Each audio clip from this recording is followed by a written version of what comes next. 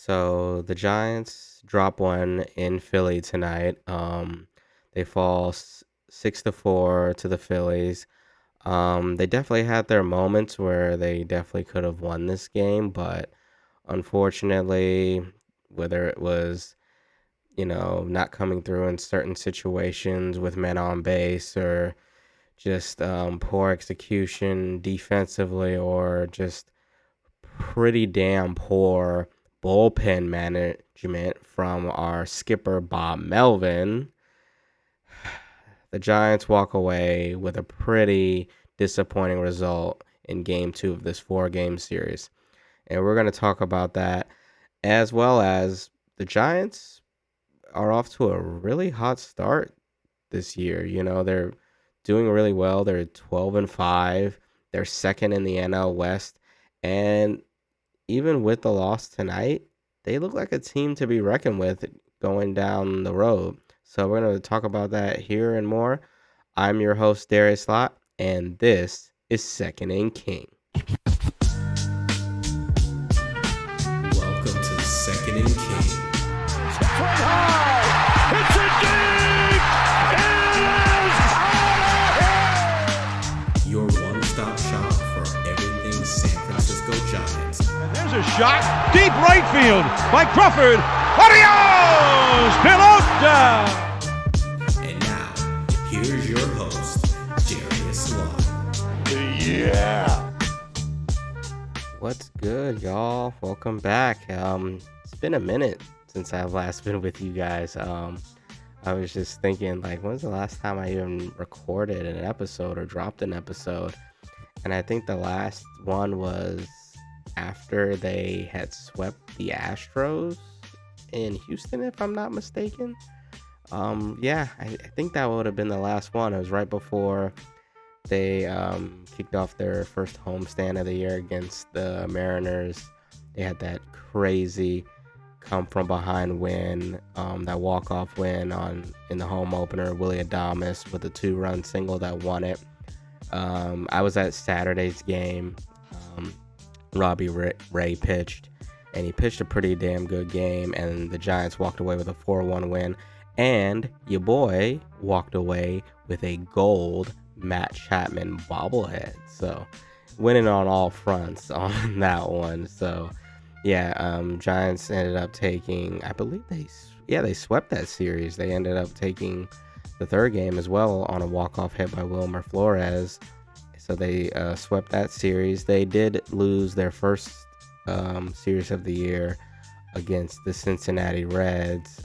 They dropped the first two games. They were stymied by Reds pitching, Hunter Green and Nick Lodolo on back-to-back nights. They were shut out, in fact.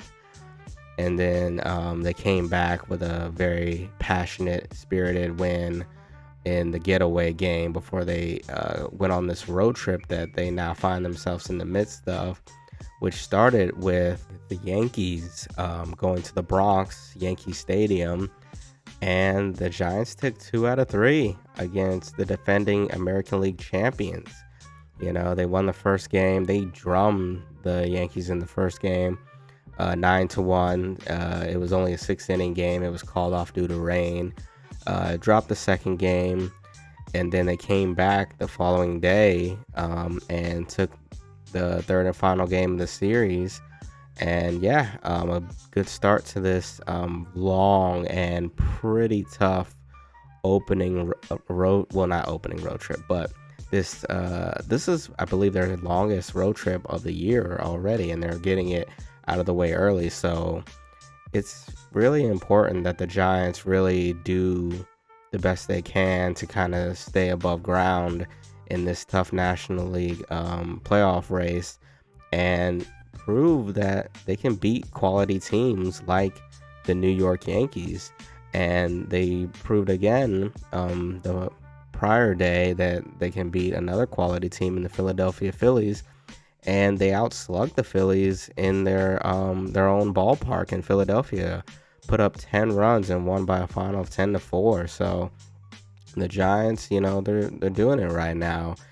And they dropped one here tonight, unfortunately. Justin Verlander, it didn't start particularly well, but it actually got better as the game went on. He only had one strikeout, so he didn't have the strikeout stuff that he had in his prior start against the Reds. That game kind of got away from him, and then he started to find it late. This game was a little bit of that minus the strikeouts, um, but he managed to get into the sixth inning, and he was doing well. In fact, the Giants even took the lead, and they had a pretty good chance to, in my mind, walk away with this game. But unfortunately, things kind of unraveled for JV and the Giants in the bottom of the sixth. He got Harper to fly out, but then Schwarber gets on with a single. Castellanos follows up with a single of his own. And then JT hits one of the more peculiar pop-ups you'll ever see. And initially, Elliot Ramos, took a really poor route to it. And granted, I'll give him some bail. The wind was messing with it. It didn't help JV any, but uh, so it kind of swirled around like it was like we were playing a candlestick, and it dropped. He couldn't glove it.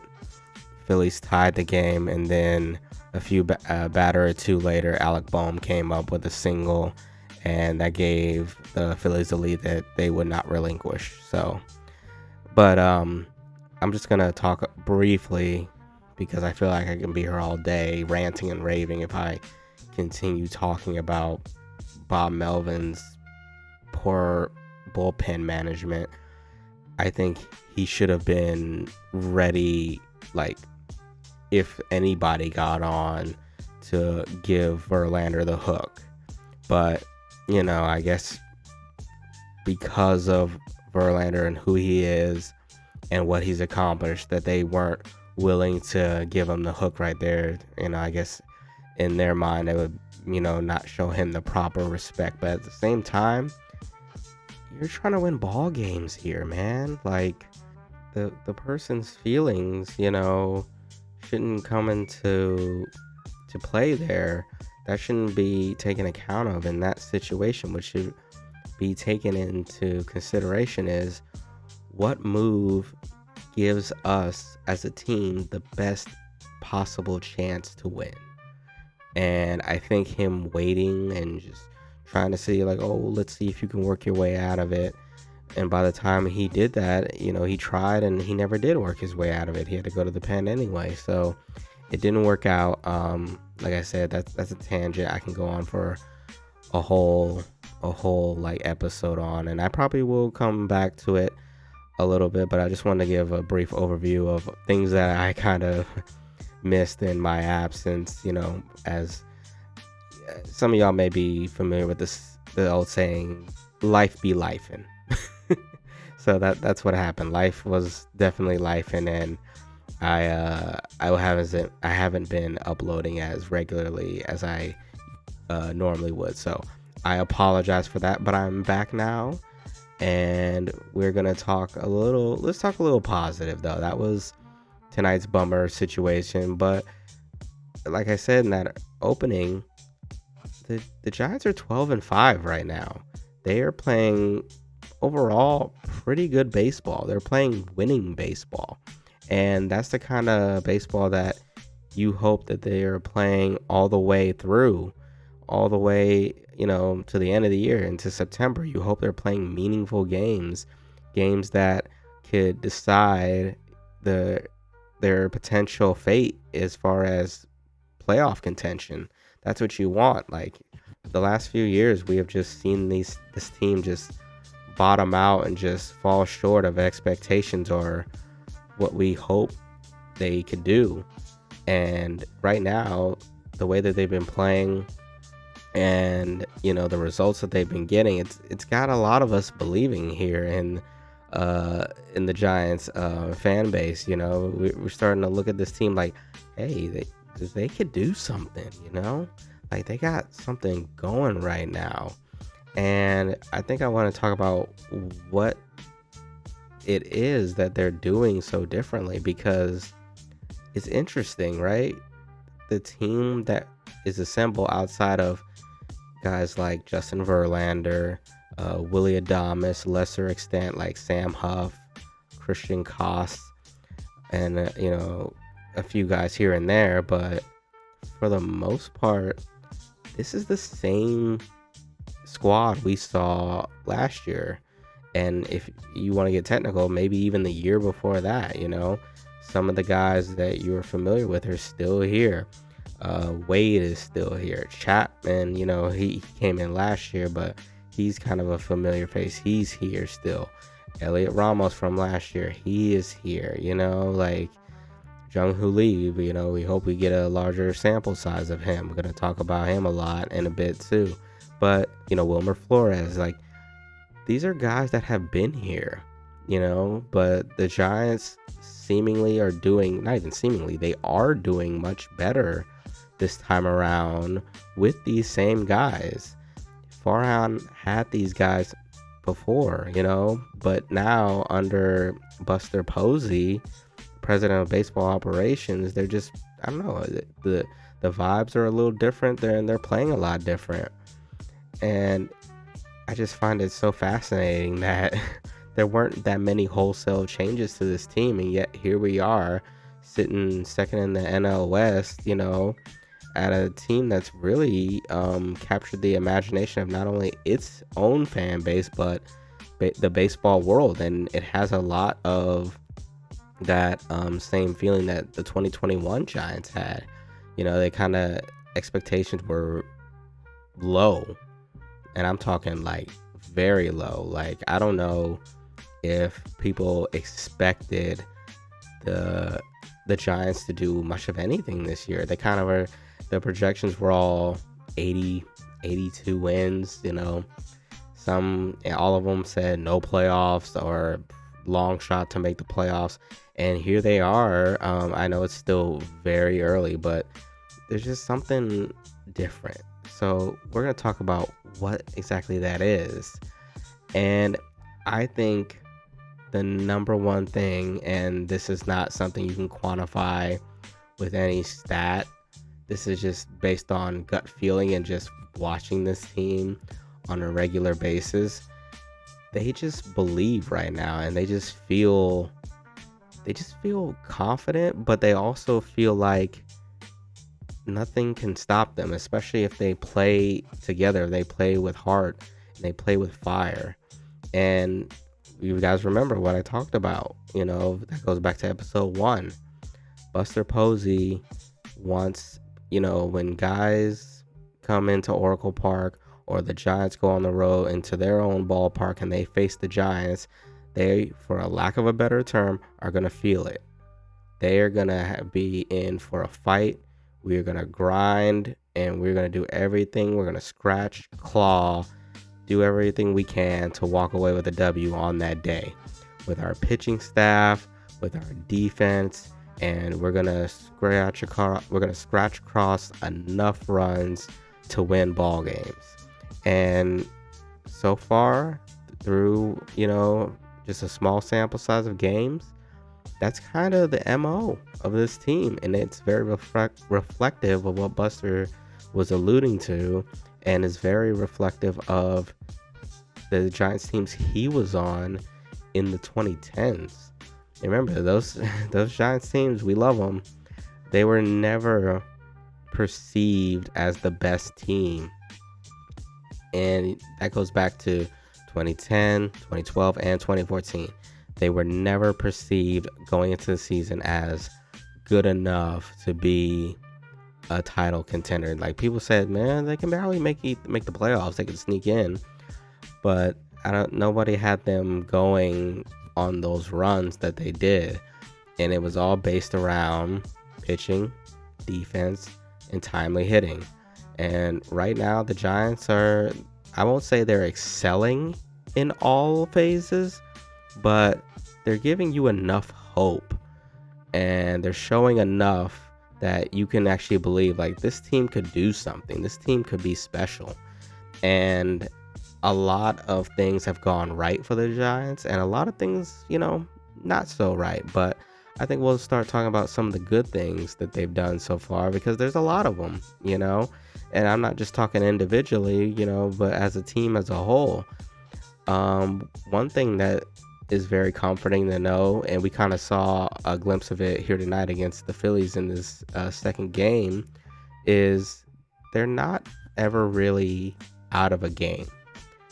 They will scratch, claw, and fight, even if they're in a deficit. If it's 3 runs or whatever, we've seen them come back. They know they have the ability to crawl back and get back into a game and win those games. And they've done that so many times already in the early going of this season, and it just makes you feel like, oh, okay. These are not your typical Giants. These are not the 2024 Giants, because the 2024 Giants, if they get in a hole, they just kind of reside yourself as a fan that, yeah, we're not getting back up. Like, this is done. We'll get them tomorrow, I guess. So we were just defeated. Like, any deficit we went into, we just automatically assume that game was over. Going back to that home opener against the Mariners, how many lead changes were in that game? How many times did the Giants find themselves trailing and they came back and won? The opening series against the Cincinnati Reds on the road, that first game, they were down. They had to crawl their way back in. They had to scratch, claw, and fight to get back into it. And what they do, they came back and won that game. It's not uncommon for this team to do that. And there have been times where the opposition scores first and they have to answer back, and they found a way. There have been times they find a way. Even today, even though they didn't come up with a big hit, they had Jose Alvarado of the Phillies, who was a very, very tough left-handed reliever. Like, we're talking 100 plus miles per hour with movement. Like, that sinker he has, it tails away from lefties, it bores in on righties. Jose Alvarado is a bad dude, and the Giants took their best shot at him, and they had him on the ropes for a bit. They put a run across. They had runners in the corners with nobody out, and they looked like they were primed to get more.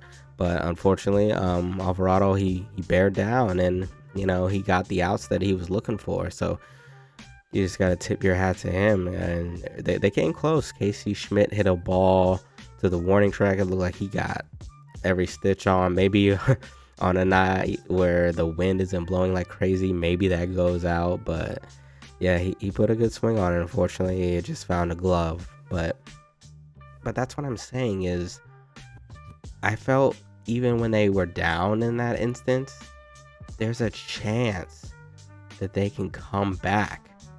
And I did not feel that way last year.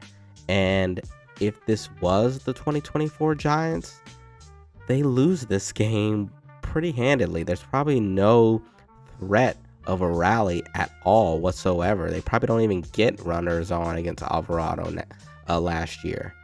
But this team is different, man. It's just they just do it. They never give up. They keep fighting. They kind of alluded to that in a lot of the post-game press conferences.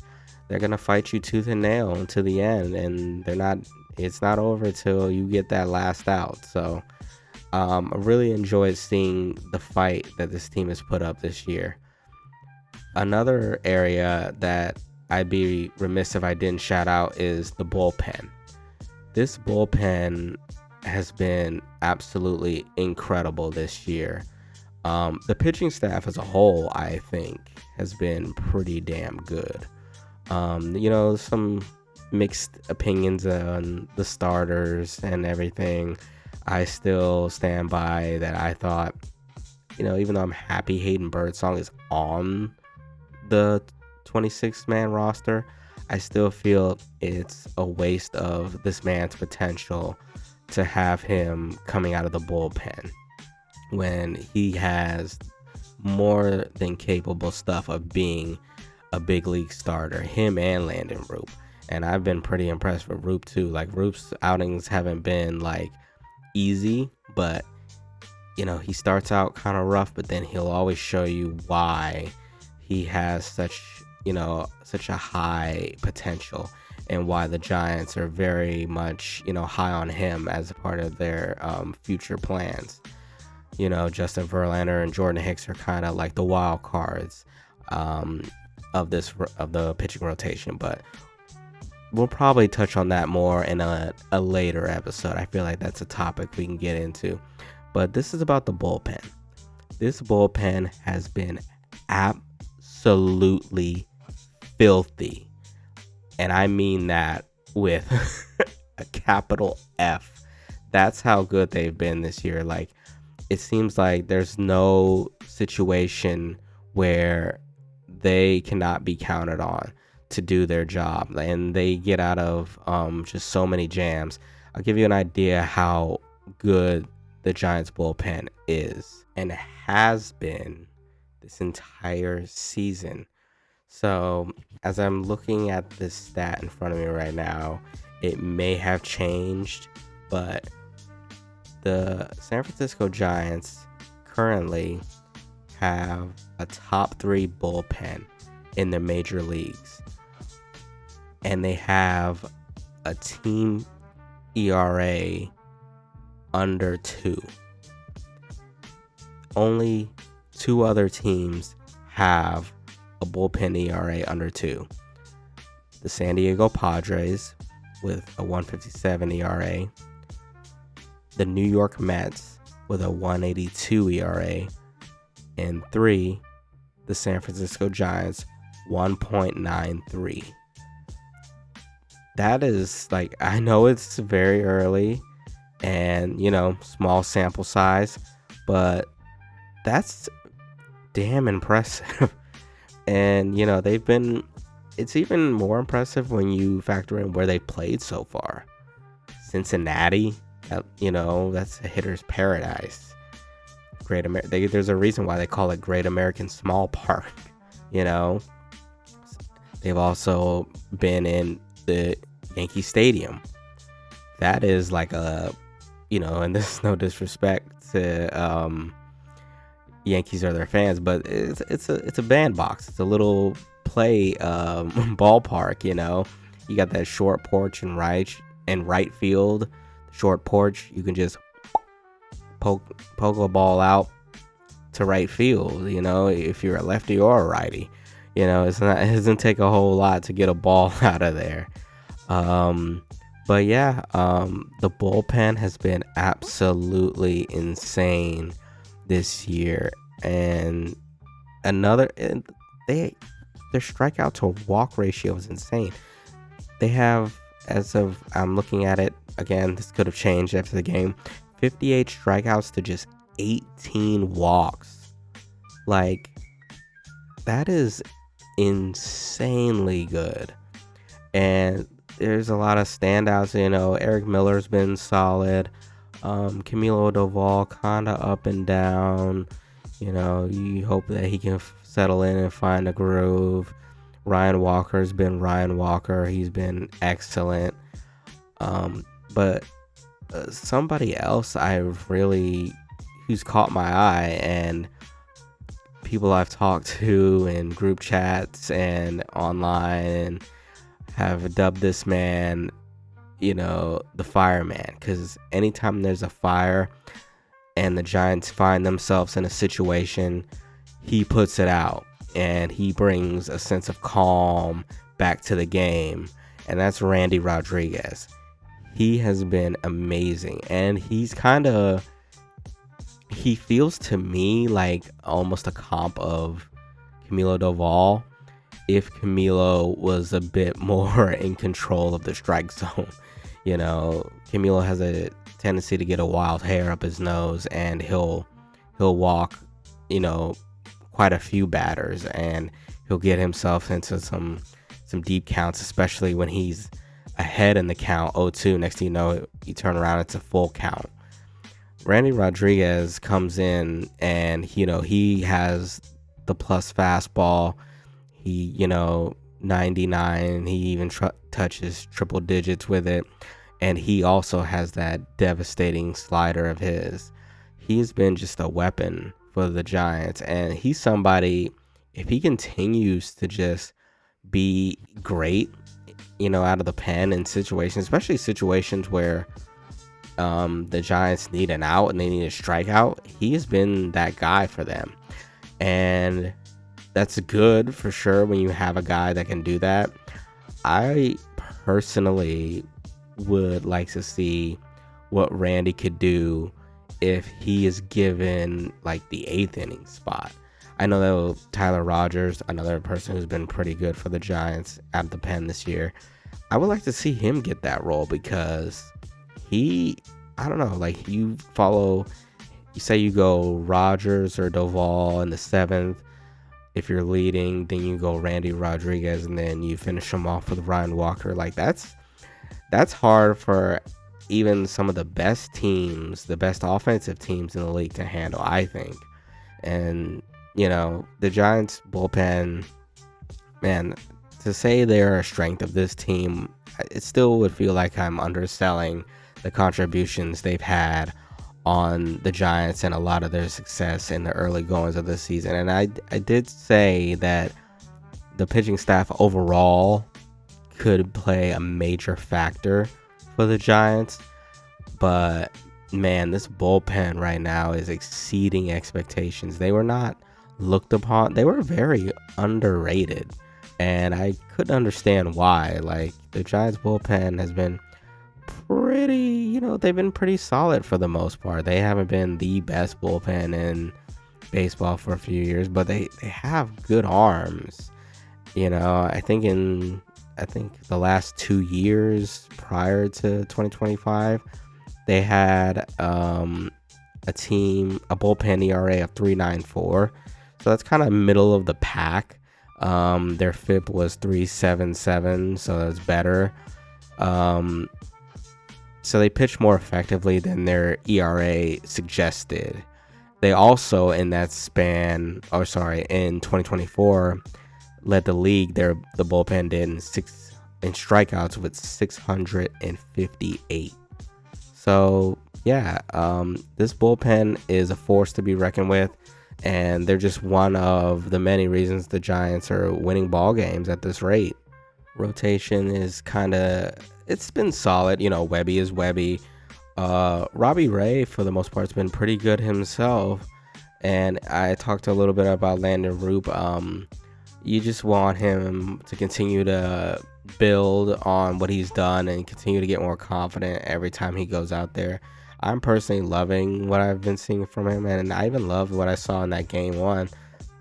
He was getting knocked around a bit, and he didn't, let that, deter him. He kept coming out there, firing, and just, giving it all he's got, and he kept the game steady. He held the Phillies, to 4 runs, and he allowed the Giants offense to get back in the game. So I think the more he gets the pitch, he'll get to build off it more and get better. And that was what I was hoping for Hayden Birdsong. But he's found a comfortable role in the bullpen, eating multiple innings. I just think he could do that on a regular basis every 5 days if he was in the rotation. And that brings me to the other part of the rotation, and that's Justin Verlander and Jordan Hicks. They've been a mixed bag. Outside of that one start Jordan Hicks had, it ain't been pretty. It ain't been pretty at all. He did have some tough conditions in his start against the Yankees in Yankee Stadium, so I will give him a pass for that. I was actually pretty reactionary about that series, especially in the first game. I thought Robbie, I was kind of accusing him of not attacking, but I also have to remember it was raining and the conditions were not ideal. So, it happens. Even I overreact, but it outside of that first start, it has not been smooth sailing for Hicksy. JV, I mean, he pitched a little bit better tonight, like I alluded to, but thought Bob Melvin could have done him a solid by grabbing him a little bit earlier there. But hey, it is what it is. So outside of those two, the bullpen, I mean, sorry, the bullpen, the starting rotation has been solid enough. And we'll see. I mean, another thing that's interesting is there's no shuffling of the deck like immediately at the sign of any kind of trouble. They're kind of staying the course right now. I feel like moves are coming, they are imminent, but yeah, no knee-jerk reactions like we had with the previous regime under Farhan Zaidi. They played like Russian roulette, like shuffleboard, with this damn roster a lot. I alluded to it in my Farhan Zaidi episode of how much reshuffling of the deck he did and moving guys in and out, in and out, in and out, and just messed with the clubhouse chemistry. They weren't able to really form any clubhouse chemistry or form an identity. So that is that on the rotation. But I do want to touch, I guess I'm going to touch briefly on some of the offensive standouts. Chief among them, number one, is Jung-Hoo Lee, who is turning into a superstar right before our eyes. He entered Yankee Stadium, and the lights were not too bright for him. He absolutely electrified that place, and he hit, he had ended up with 3 home runs in that series. 2 of them came in the third and final game. One that got the scoring started for the Giants as they were being in the process of being held down by Carlos Rodon. And then he would come up later in the game with a runners on against Rodon again, and he would get him again. And that would give the Giants a lead they wouldn't relinquish. So Jung-Hoo Lee has been hot. He's been red hot, on fire. And he's been, I talked about how I wasn't a fan of moving him out of the leadoff spot in favor of Wade. Well, while I'm still not a favor of Wade leading off, I am all in on Jung-Hoo Lee hitting third because at this point, I don't think you can take him out of that spot. You kind of have to keep him in there. So yeah, Jung-Hoo Lee has been excellent. Wilmer Flores seemingly just always comes through with a hit when we need him. And he's amongst the league leaders in home runs this year. He's up there with guys like Judge, and Trout. It's so crazy what he's doing right now. You see how it's doing for him now that he's fully healthy. He can actually do the things that we're accustomed to seeing him do. Mike Yastrzemski, he's been pretty solid to start the year too. I've actually been loving a majority of Yaz's at bats, but other than that, I mean Casey, he's had some good at bats here and there. But there are some guys who are still off to slow starts. Matt Chapman, you hope he heats back up. He was off. He was coming into the season pretty solid. Kind of tailed off there, but now hopefully he's reheating again. We're still waiting for Willie to get going. I think once Willie gets on a roll, then the offense will probably start to take on more of that life that we thought it would be when he signed. But outside of, not doing anything much of note with the bat, Willie's been an amazing clubhouse presence. And I give him a lot of credit for helping change the culture of this Giants team and just getting them on the right track and having these guys believing, So I'll give Willie props there. And I just hope that the bat for him comes around. He did hit his first Giants home run in game 1 of this Phillies series, and I look forward to seeing a whole lot more from him. Who else? Elliot Ramos, hopefully he can get going again. The hits have kind of dried up for him as well. He's striking out a ton. That's another thing. I feel like this applies to the entire team. They've been striking out a ton, and those are very concerning, hopefully they can get those under wraps and they can, start making some contact, a lot more contact what they're doing.